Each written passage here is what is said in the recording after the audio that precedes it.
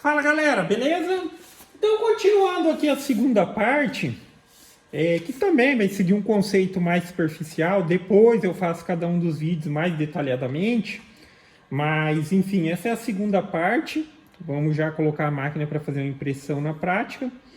E na primeira parte que eu mencionei, se você quiser dar uma olhada também, lá basicamente eu falei a respeito de programas que você precisa conhecer para já ir tendo uma noção e tudo mais.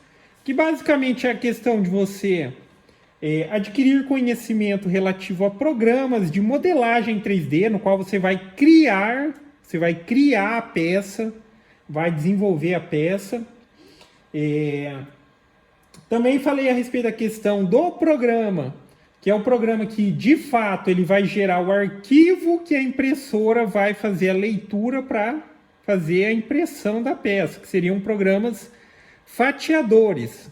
Então, esse programa fatiador é a última etapa antes aqui da impressora, na prática, começar a imprimir. Então, ele transforma aquele objeto que você criou, a peça que você criou no programa de modelagem, ele vai transformar esse arquivo em um arquivo que a impressora consegue fazer a leitura e a execução do processo com base em todas as informações que você colocou lá.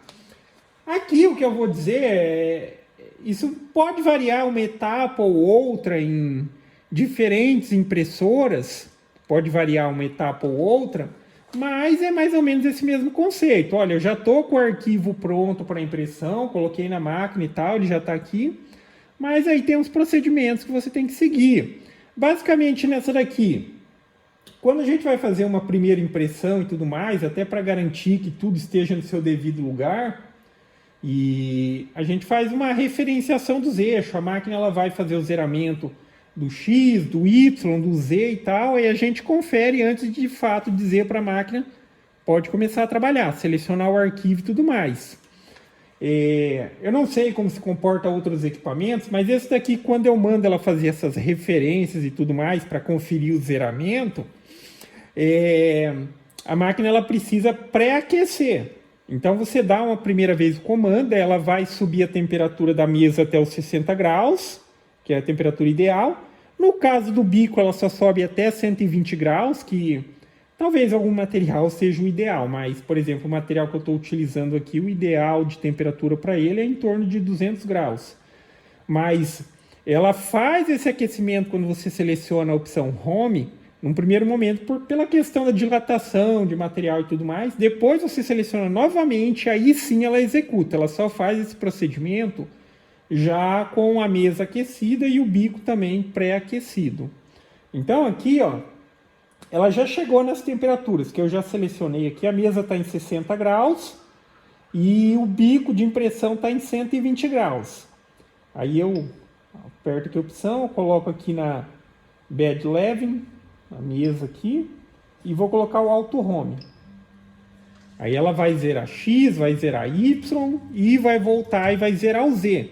Aí nessa hora é que eu faço a conferência também ali da altura do Z, para verificar a necessidade de fazer aquele fino ajuste ou não.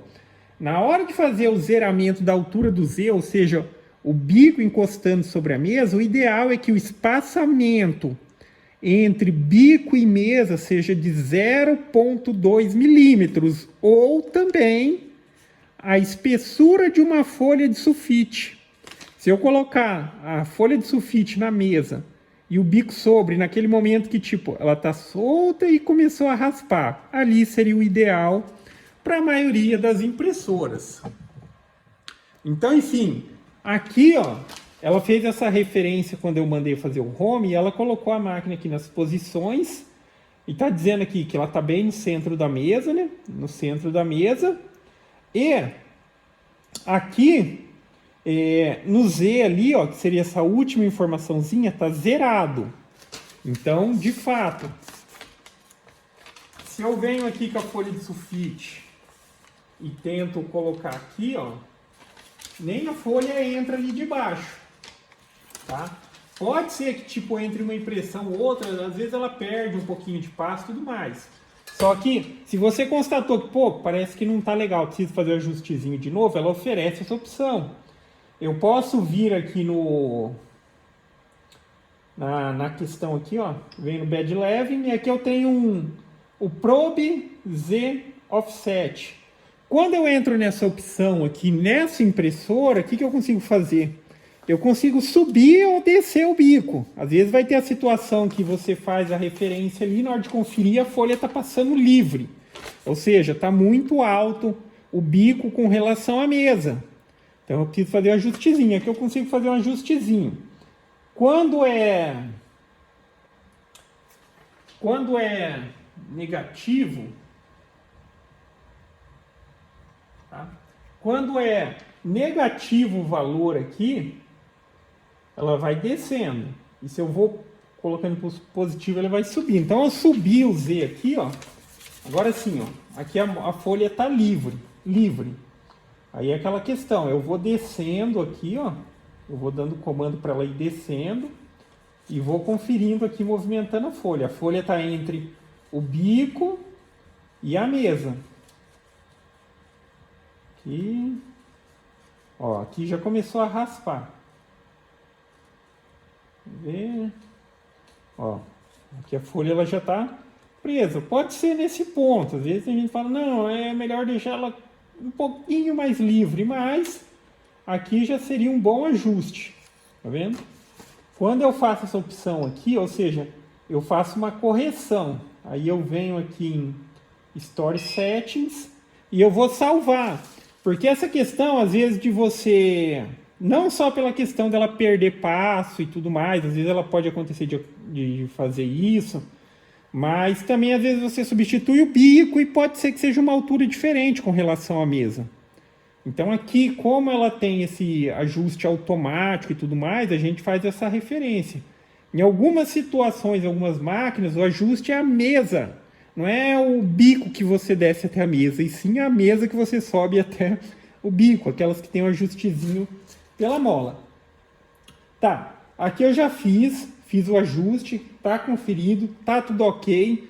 A mesa ela já está pré-aquecida e agora aqui é a hora da gente colocar a máquina para executar. Então eu vou selecionar aqui a opção de Print from Media, ou no caso aqui, para selecionar a mídia, qual que eu vou executar. Vou escolher o arquivo e seleciono a opção de Print. Tá? Aí aqui está mostrando a informação que está aquecendo, está fazendo o aquecimento. A mesa ela precisa chegar nos 60 graus, ela já está.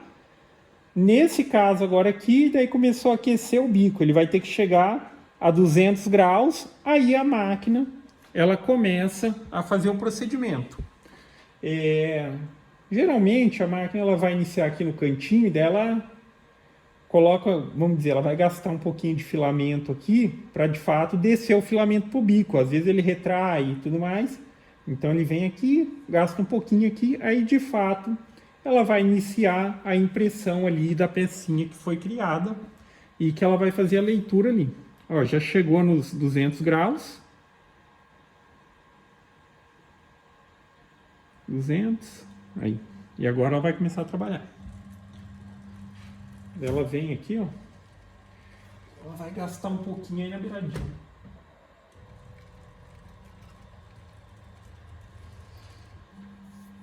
Na verdade, ela faz novamente aquele processo de home, né?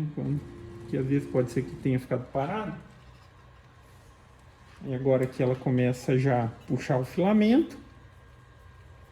Ali já começou a sair, porque tem essa diferencinha, né? Por mais que ele tá puxando até ele entrar no bico e tudo mais.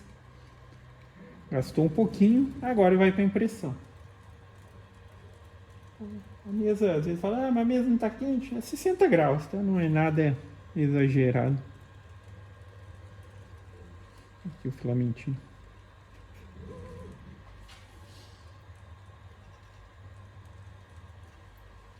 Aí agora aqui, de fato, ela já começou a imprimir, ok? Aí eu vou deixar só um trechinho lá trabalhando aí. E assim que ela tiver próximo de concluir o processo, eu pego um pedacinho final ou mostro a peça pronta. Daí, se eu não me engano, eu não lembro bem ao certo lá no vídeo, aqui não está mostrando, mas Acho que ela vai demorar 38 minutos para imprimir isso daí. Aí também fica essa questão, porque assim, às vezes a pessoa fala, não, mas a peça demora meia hora, 40 minutos e tal. Cara, a impressora 3D, é óbvio que depende do equipamento e tal, confiabilidade, mas você colocou para imprimir, deixa ela aí, tá? Muita gente pega seus projetos ali, tem impressora que fica trabalhando o dia todo, mas chega à noite, carrega um arquivo, tem aquele arquivo às vezes que vai demorar 6 horas, 7 horas, 8 horas, 10 horas de impressão, deixa a máquina. Elas foram projetadas para isso mesmo, para trabalhar de maneira contínua, ok?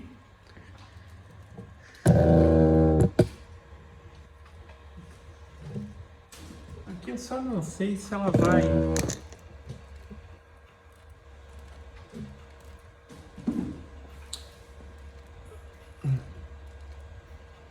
Ela está trabalhando entendeu? Aí ali a primeira camada e tudo mais. Lembrando que essa maneira como ela se comporta aqui é tudo configurável. Eu que selecionei lá para fazer a impressãozinha mais básica, mas você pode ajustar. No dia a dia você vê que, olha, eu imprimi nessa velocidade, ficou assim, eu acho que é melhor um pouquinho mais devagar, às vezes até um pouquinho mais rápido, às vezes trabalhar com o bico numa temperatura mais alta e coisas do tipo, ok? Enfim, assim que tiver já para concluir,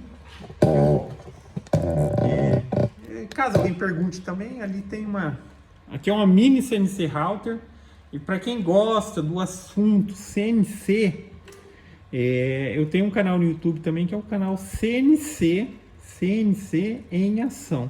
Lá tem bastante assunto relacionado a CNC Router. Essa aqui foi uma mini CNC Router que eu fiz, eu tenho outras também. Mas esse aqui é um modelinho que futuramente vai virar um modelinho para venda para quem quiser montar uma também. Então vamos lá, aí na sequência eu continuo para mostrar o resultado final. Então tá aí, galera, processo concluído, tá? Aqui tá o resultado, eu já vou tirar, mas fica a referência, pode sim acontecer. Logo depois que eu parei de gravar, uma das pecinhas descolou. O problema é que uma descolou e daí o bico empurrou e descolou a outra também. Mas só pela impressão aqui, ó, é que eu não reparei, mas só pelo início da impressão, ó, eu vi que ia dar ruim. Eu não sei porquê, mas o zeramento eu fiz certinho do bico, mas ele acabou ficando um pouco alto. Então quando tá assim, ó, o filamento ele secou na mesa exatamente como ele saiu. Geralmente o correto é que quando ele passa ele fique mais achatadinho. E aqui como ficou separado, aí, tá vendo? E desprendeu a pecinha e já era, cara. Mas aí eu coloquei para imprimir de novo aqui. Tá aqui o resultado. Demorou 33 minutos e 35 segundos. Esse ficou bem grudado na mesa. Às vezes acontece de soltar,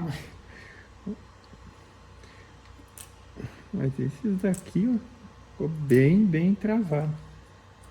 Aí. Olha o resultado.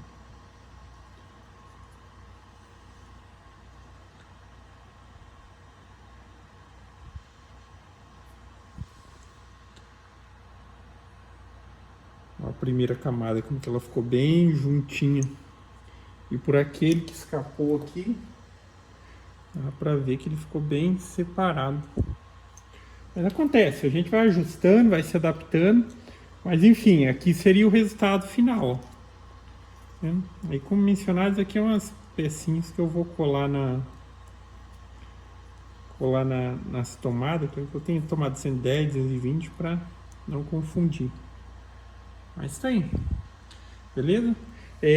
Aí em outros vídeos, né, eu vou falar mais especificamente a respeito de cada um dos pontos que foi mencionado, desde o primeiro vídeo, que seria a questão dar uma explicadinha mais já na utilização do Tinkercad lá, criar um arquivinho, depois na questão do programa fatiador, e depois eu vou falar um pouquinho a respeito dessa máquina aqui em si, tá? Ainda sou novato no assunto, mas aí já dá para ter uma referência, umas impressões para quem estiver pensando em pegar um modelo semelhante a esse também, fica a referência. Daí eu farei em próximos vídeos. Falou? Então é isso aí, galera. Gostou do vídeo? Dá um joinha, inscreve no canal que em breve estarei postando mais vídeos. Falou!